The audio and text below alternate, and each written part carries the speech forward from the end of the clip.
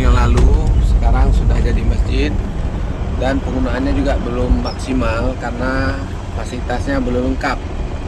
Dengan warna yang mencolok putih menggambarkan bahwa masjid ini begitu cantiknya, begitu indahnya, pas berada di tengah-tengah kebun kurma Barbati.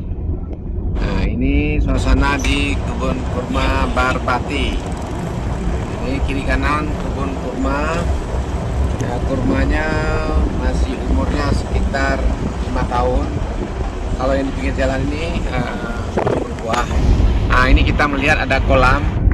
Kalau kita lihat sekilas seperti kolam susu, ya, susu cappuccino, karena warnanya yang coklat, nggak pernah dia bening ya. Warung Sangkar namanya, ya, warung Sangkar namanya. Ini di sini juga menjual aneka makanan kuliner. Nah, ini kuliner yang bagi berminat boleh datang menikmati suasana indahnya di perbukitan Barbati.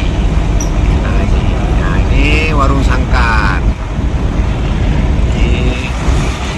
Kita terus berjalan menuju si Geduk Hill. Namanya suasananya indah. Ini kebun kurma sebelah kanan, kebun kurma Barbati.